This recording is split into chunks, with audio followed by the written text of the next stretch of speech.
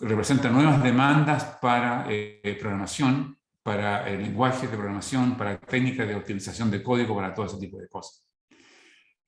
HPC más AI ya no está restringida a ser propiedad única de los centros de supercomputación como era hasta hace pocos años atrás, sino está disponible a través de la nébula computacional, a través de cloud.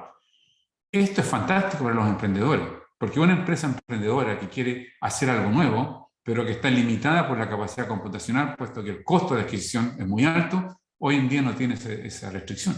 Hoy en día puede hacerlo arrendando el computador cuando lo necesite y cuando se justifique, y no depender de tener esa infraestructura para poder hacer algo. Ya hay muchos ejemplos, y espero que en Chile algunos estén ya gestando. Y lo otro es que AI se ha convertido en una tecnología computacional generalizada, disponible para todos. Reiterando entonces los comentarios anteriores, una nueva generación en infraestructura para desarrolladores y para los usuarios.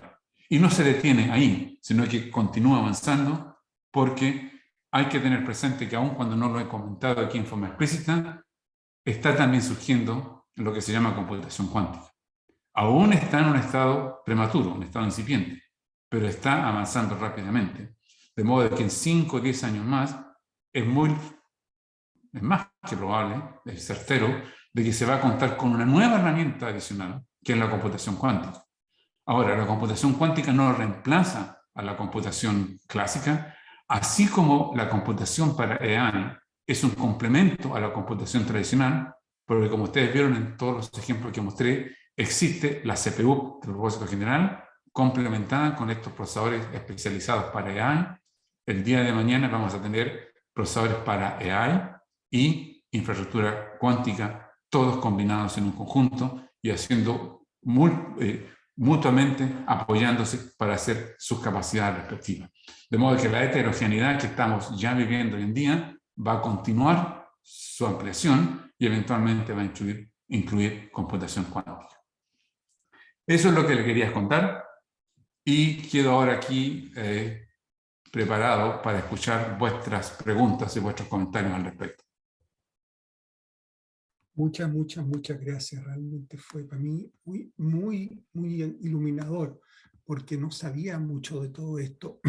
La primera pregunta que yo me hago es, tú llegaste a contar chips que llegaban a los tera aproximadamente, ¿correcto? ¿Teratransistores? Sí. ¿Qué pasa con los chips de memoria? Tú te compras un pendrive hoy día de 1 tera. ¿Cuántos transistores tiene ese pendrive? O sea, si tú piensas distinguir entre la memoria de tipo SRAM, la memoria DRAM y la memoria no volátil, porque cada una de estas memorias tiene características distintas. La memoria SRAM, que SRAM es por estática, que es la que está típicamente dentro de los chips, cuando tienes la memoria cache. Dentro de eso son típicamente memorias estáticas. Cada bit de memoria tiene 6 transistores para su funcionamiento, ¿ya? Entonces el chip de memoria por cada bit de memoria tiene 6 transistores. Así que, esos son cache básicamente. Estos son para los cache, exacto. Así que si un cache tiene, qué sé yo, 10 megabytes de memoria, esos son 80 megabits, y cada bit tiene 6 transistores, tienes entonces ese número de transistores solamente en la parte de la memoria propiamente tal. Luego vienen todos los transistores necesarios para usar ese cache, ¿ya? Si vas ahora a una memoria dinámica, que es la memoria que se ocupa externamente, la memoria dinámica ocupa un transistor por bit, ¿ya? No, perdón. Son como dos transistores para cargar, porque básicamente la memoria es un condensador que se utiliza para cargar y descargar la información que representa el bit, ¿ya? De modo que si tienes un chip que con 16 gigabytes, un chip, una tarjeta con 16 gigabytes de memoria, esos son 128 gigabits, multiplícalo por el número de transistores correspondientes, más todos los transistores de apoyo. La memoria externa, la memoria no volátil, que sería en el pendrive, esa memoria utiliza una tecnología completamente diferente, porque es memoria estática y no volátil.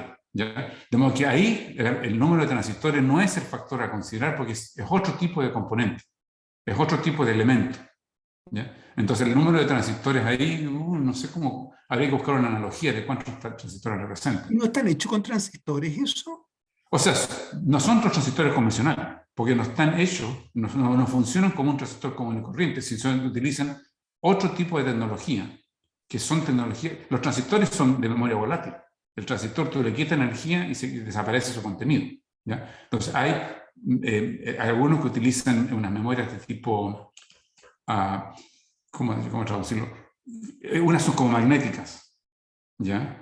Otras utilizan unos metales cristalinos que cambian su estado físico para pasar de un estado a otro.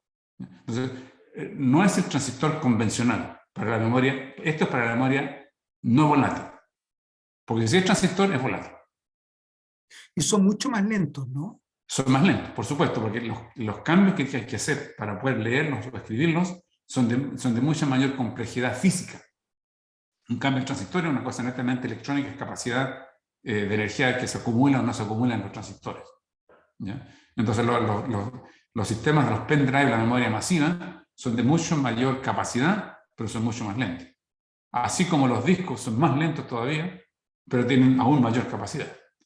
Sin embargo, hay avance cada vez mayor en estas memorias no volátiles, de modo que hoy en día estamos hablando de lo que le llamamos Storage Class Memory, que es memoria como si fuera de la calidad o capacidad de un disco, pero disponible para ser usado en memoria,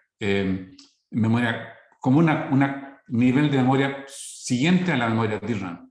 Entonces lo llamamos MRAM, Magnetic Memory, es una tecnología que utiliza.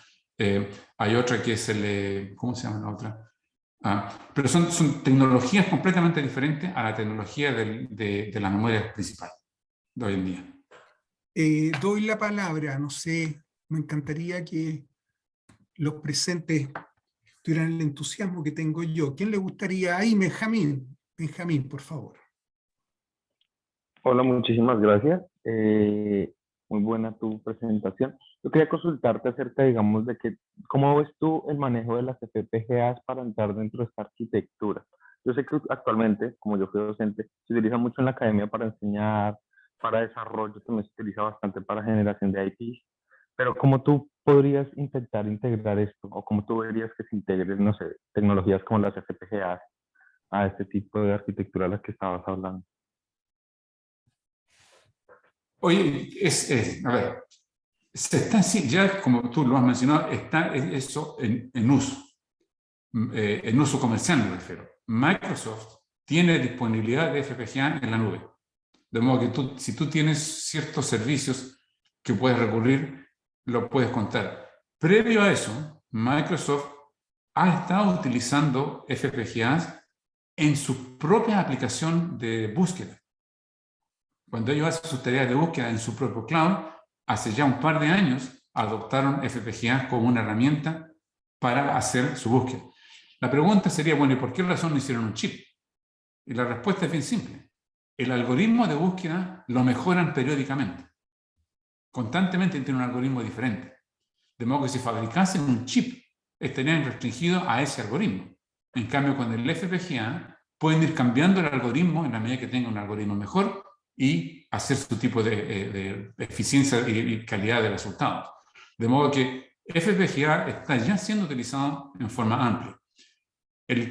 La restricción que tiene FPGA es que su programación es de mucho menor nivel, mucho más fácil. Decime lo que es FPGA. De hecho, yo no sé lo que es FPGA. FPGA es Field Programmable Gate Array.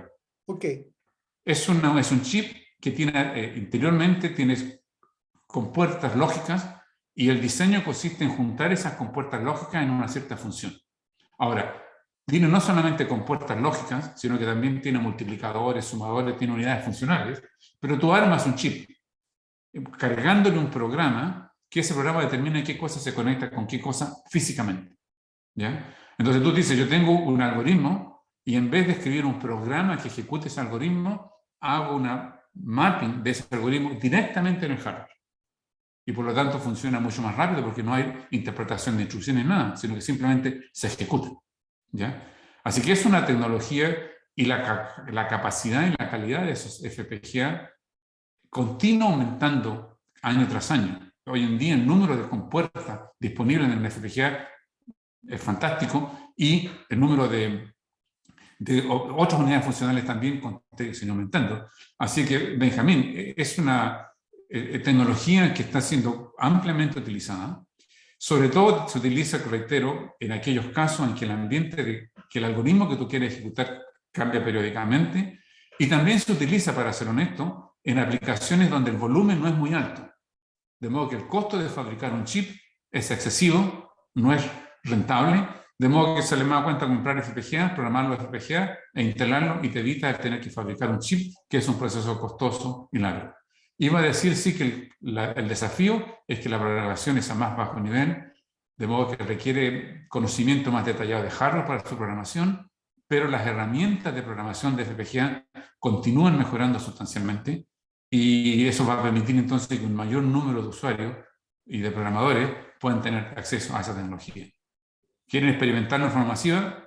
Reitero, ya está disponible en la nube, y por supuesto comprarse una tarjeta con FPGA y practicar en el laboratorio debería hacerse, sin duda, sin discusión alguna.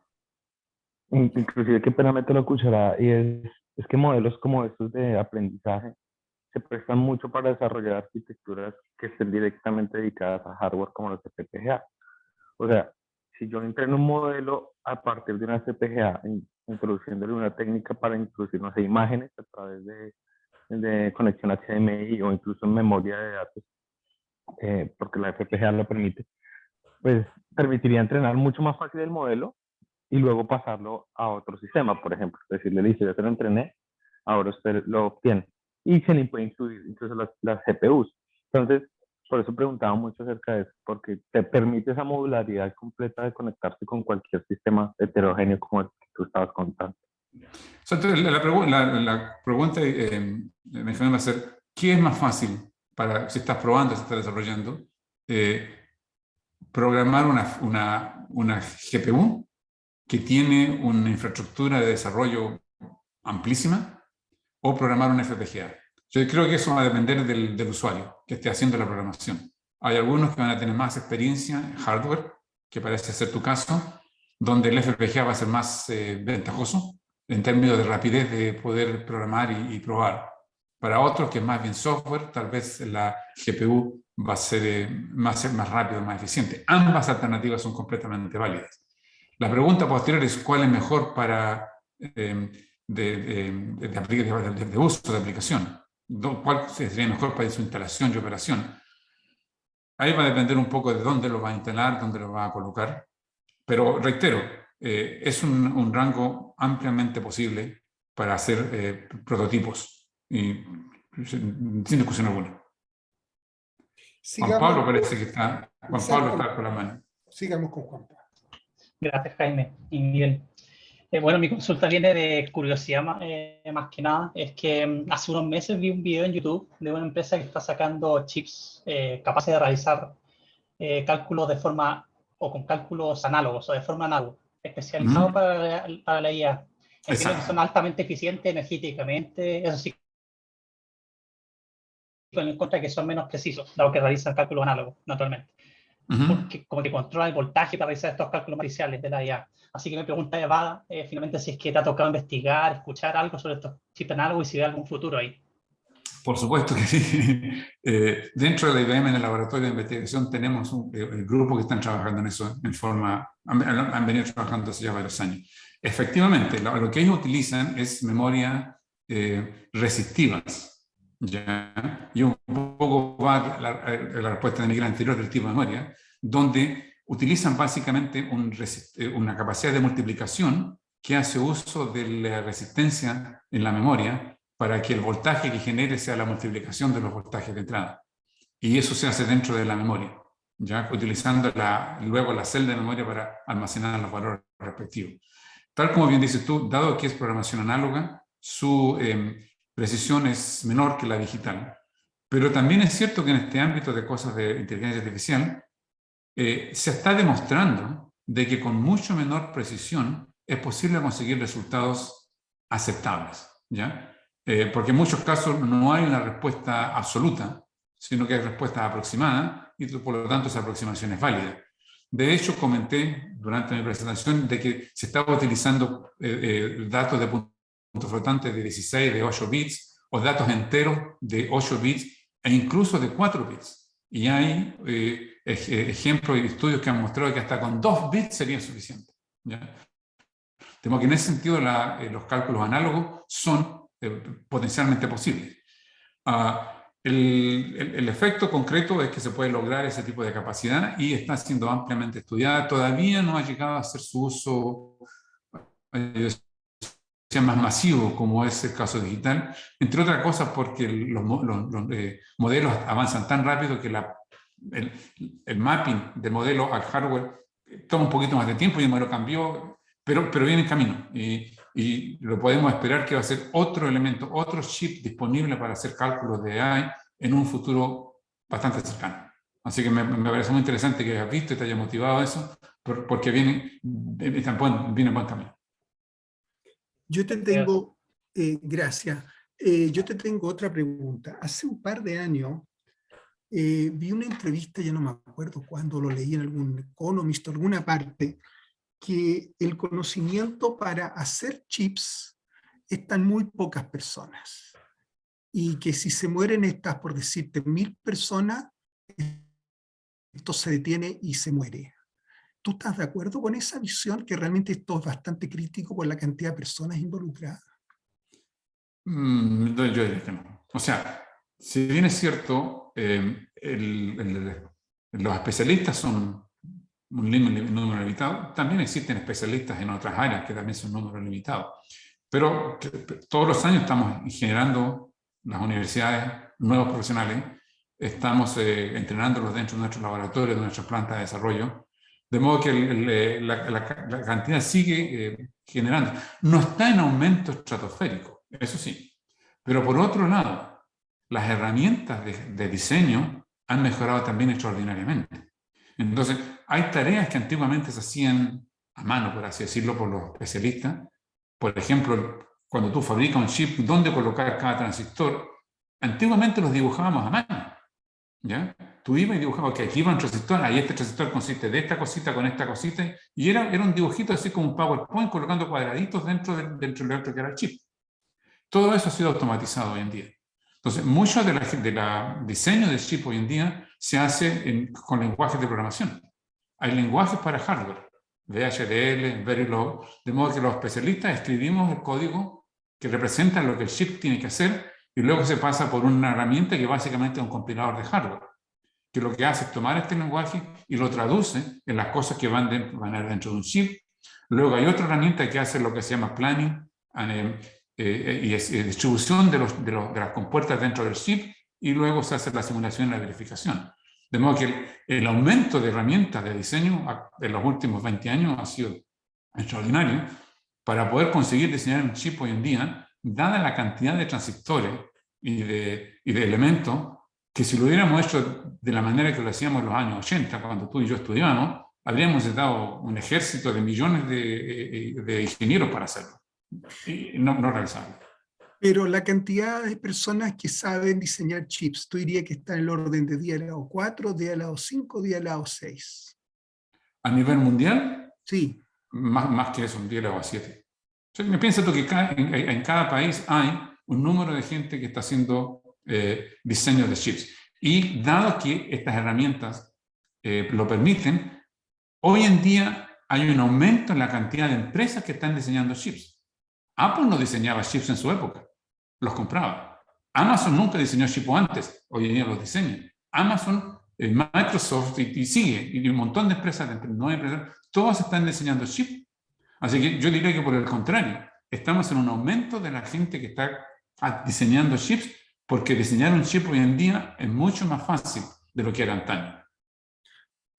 Y deja hacerte una última pregunta, porque no veo ninguna mano levantada. Tú hablabas de cantidades de energía no menores, o sea, yo vi que había un chip por ahí, el NVIDIA tenía 700 watts, un chip con 700 watts. Y la cantidad de chips está creciendo y creciendo y creciendo. ¿No ves tú a una amenaza y por la cantidad de energía que se está ocupando en todos Por estos supuesto. años? No, ese es uno de los problemas que está hoy en día de más alto nivel de prioridad. ¿Cómo controlar el consumo energético? Porque estos centros de supercomputación, como son Amazon o Google o los que sean, hoy en día incluso buscan dónde ser instalados para que el consumo energético sea barato. Y el consumo energético también incluye la refrigeración. De modo que no es inusual encontrar un centro que ha sido decidido de ser instalado cerca de un río para poder tener agua para enfriar y cerca de una planta hidroeléctrica para tener energía barata. ¿Ya? El consumo energético es uno de los problemas fundamentales que tenemos hoy en día. Y es por eso que hay mucho enfoque en hacerlo. Por otro lado, también se está considerando cada vez más la eficiencia energética como un factor que las empresas están siendo obligadas a reportar. ¿Cuánto carbono están generando producto de lo que están haciendo? De modo que otro de los desafíos que tenemos hoy en día es cómo cuantificar el consumo de carbono generado por una aplicación correspondiente. Cómo optimizar. Si tú mandas una tarea a la nube, ¿cuánto carbono estás generando tú con tu tarea? ¿Ya? Respecto a otras alternativas. Entonces, ese es un problema tremendo. Los supercomputadores consumen energía grotesca. Los chips individuales en forma grotesca. Entonces, la pregunta es, ¿cuánta capacidad de cálculo estás logrando tú con esos chips? Y es esa capacidad la más adecuada. Y también esto va hacia los desarrolladores de software. ¿En qué medida ellos están conscientes de que el algoritmo que están utilizando y la optimización de ese algoritmo es adecuada para no estar subutilizando la capacidad computacional? Lamentablemente, en el ámbito de estas aplicaciones de inteligencia artificial, con frecuencia las personas haciendo ese tipo de estudios no son ingenieros en computación, no son ingenieros eléctricos. Y ya he tenido el caso, por ejemplo, cuando se produjo el tema de COVID, un sistema que tenemos nosotros en nuestro laboratorio, lo pusimos a disposición de un consorcio para que investigadores usaran estos supercomputadores en la búsqueda de drogas para combatir COVID. Y personalmente yo administraba o supervisaba uno de estos clusters y se lo pusimos a disposición de algunos investigadores exteriores. Este clúster estaba en el mismo tipo de arquitectura que el supercomputador Summit, así que tenía 2 CPU y 6 GPUs por nodo. Y llegaron estos investigadores, que algunos eran estudiantes o postdoc del área biológica y tenían su programa y todo, y analizo lo que están haciendo, y de este nodo entero que está ahí, estaban usando una GPU. Las otras 5 estaban consumiendo energía porque consumen algo aún cuando no se han utilizado, sin hacer nada. Oye, tú tienes una máquina supercomputadora aquí, úsala como tal.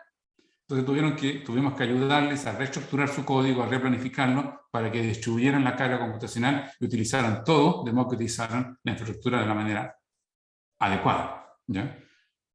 Esa es una responsabilidad en los desarrolladores de software. Cómo hacer uso eficiente de la máquina que está a su disposición y no simplemente tirar el código y que salga lo que salga. Es una tarea compartida, la infraestructura y los usuarios.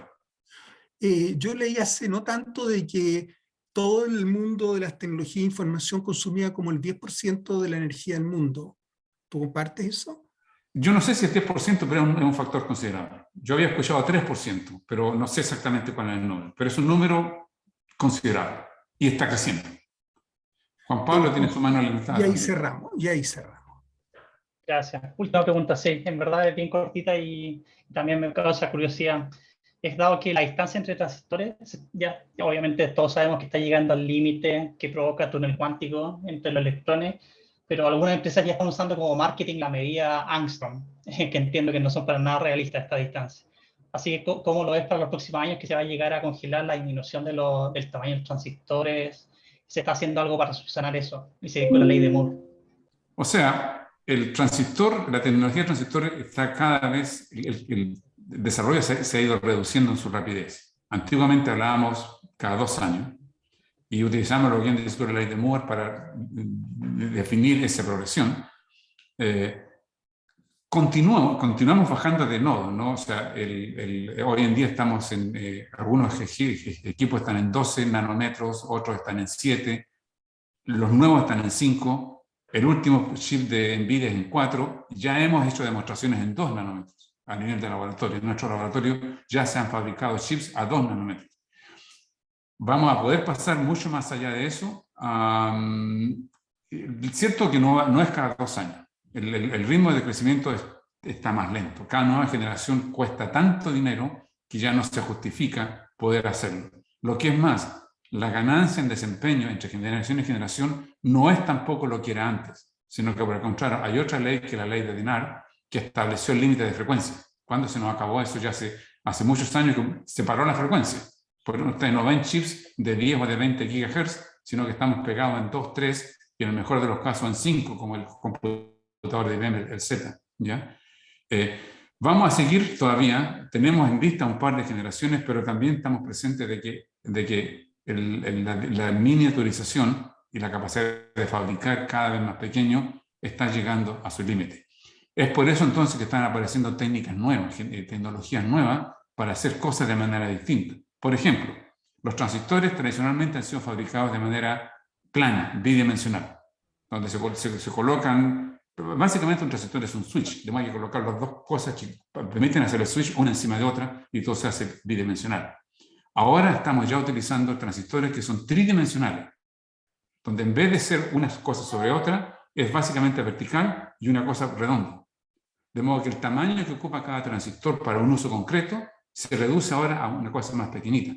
Sigue siendo, el tamaño se reduce ahora, porque ahora ya no se trata de esta cosa bidimensional que ocupaba una cierta superficie, sino que se reduce ahora a una cosa vertical.